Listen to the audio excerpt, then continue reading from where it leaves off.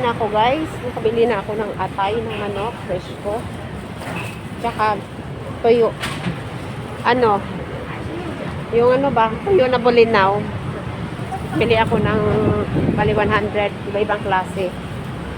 Kasi nga ano, sarap kumain ng toyo with kamatis at saka may luya. Sarap. Diyos ko. Tatawid tayo. Tatawid tayo. Ayan. Tawid ako. Ayan. Nakahabol. Para doon open na, close na. Ayan. Dito na naman ako. Ang bilis guys. Ay!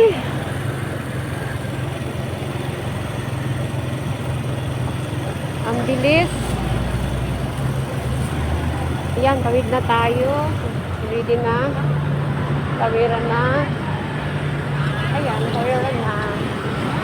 Ang motor, mauna na ako. Bahala kayo. Ayan guys, salamat pala sa lahat ng aking mga new subscribers, mga subscribers. Thank you guys for support. OFW Taiwan, isang nanay na isang anak. Ayan.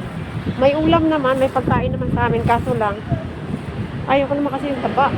Naghahanap ako ng kailangan natin ng atay, baka may wala na akong dugo kasi yung vitamin ng atay. Asa yung bulinaw, masarap yun kung mag-ano tayo, tawag din sa atin, lauoy, di ba? Lagyan natin ng mga dahon, alugbati, ano mga dahon-dahon dyan. Masarap yan. Hinahanap ko talaga yung pagkain natin sa Visayas. Ano, sa Bohol, lagi kaming malunggay, pero wala namang malunggay dito guys. Alugbati, meron. Diba? Ayun guys. Salamat sa aking mga new subscribers, sa mga nag-subscribe sa akin. Mga bago, mga baguhan. At sa mga hindi pa nag-subscribe, baka naman. Ayun guys, dito na ako ulit ng lakat. Wala nang init. Wala na. Wala nang init. Bakit na ako doon? Ayun guys. May ibon. May dog. Doggy. Hindi ka pwede mag-ano niya. Ang dog. Yung mga ibon.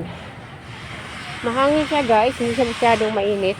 Maganda yung ano, yung weather. Yun lang. Yung ginawa ko. Bilis-bilis lang. Hindi na ako bumili ng saging. Saging. Mainit. Mainit ang mundo. Ang sarap maglakad.